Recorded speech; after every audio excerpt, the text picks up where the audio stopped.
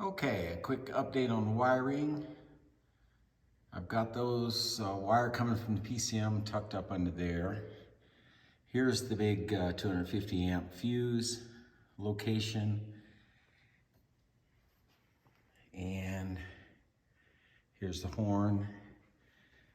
Now coming right under here, you can see it. This is the front harness wires. I've got them clamped into there. Here's a better shot there. And then these are for the front left headlights. So I've just got it zipped up right there with a zip tie. Obviously can't do anything with that till the body comes in, but then it runs across from there, underneath there to the right side, same thing, headlight wires just kind of zip tied up there. And coming inside, the onboard diagnostic port, or OBD, is here. This is the malfunction light. Some guys move that to the dash, but it comes on that bracket. I'm gonna leave it right there. These are brake wires, so just a tad short, and so I'll need to extend those. The fuse panel I put here. I haven't got this side panel on yet so you can see it, but it's there.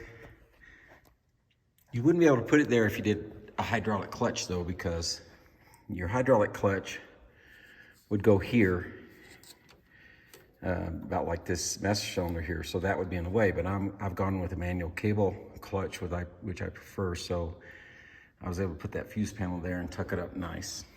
Looking behind the dash, you see I don't have anything zipped up nice and neat yet there, just because I'm gonna wait till after I do a first start and shake down everything before I do a final tidy up. So I've got the dash mocked up here, and it is not in permanent yet, so that I can take it out. I'll still need to put in the air conditioning ducts and so on. But I've put the gauges in the standard position, just using that template that come from Factory 5, and the gauges in. Now, these location of these switches and so on, this is your turn signal, left and right. Of course, that's the start. This is the high beam, high-low beam. This is the headlight. Now, these two holes weren't here, so I had to drill those. The top one is the horn, and this one's the hazard. So I may leave that configuration like it is. We'll see. Like I say, it's all just mocked up right now, so it can be changed at any time. And what I'll do is I'll do the first start and shake everything down, and then determine if things are where I want to leave them. So the wiring, right here is the rear wiring harness, runs across the back, and then the wires are just zip tied up there waiting for, obviously can't do anything with that, to the body. But I've got enough connected. I hit the starter briefly to see if it turned over, and the dash lights come on, and it did. Everything was good. There's no gas in the car yet, so no danger of it starting yet. But I'm about ready to start it. I got these pipes hanging here by these bungee straps while I get them put on. That's just where I stopped yesterday. So I'll finish that. I've got a wire wrapped up here, so I'll take the bungee cords off.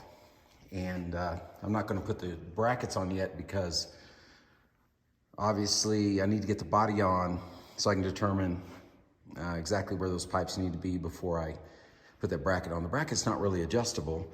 You bolt it to the frame, you bolt it to the pipes right here. And so I'm gonna need the body on before I go any further. And besides, I'll end up taking the pipes back off, obviously, to get the body on. The seat's just sitting there. I'm waiting on the seat rails, which will come in. Actually, they're supposed to come in today. They might be in the house somewhere. Maybe the wife brought them in. But I see I don't have the pipe in on this side, so there's the pipe. So I'll mock up that other pipe. I went out and bought some premium gas, which I didn't have laying around. And so should be really close to a first start. So I've got an iPhone tripod, so I'll try to film that in its entirety, depending on how long it goes, how many problems I have. And so that might be the next video I post. But once again, here's the PCM and the wires. Now the PCM wires are a little long, so a few of them are tucked there. Some of the others are tucked right in up under there. tucked up in there really well. Some guys I noticed put a firewall panel across there. They fab one up, just a flat piece to put across there. I like leaving that open for one thing. I was able to hide the wires real nice, but also just increase the airflow a little bit. So that's where I'm at.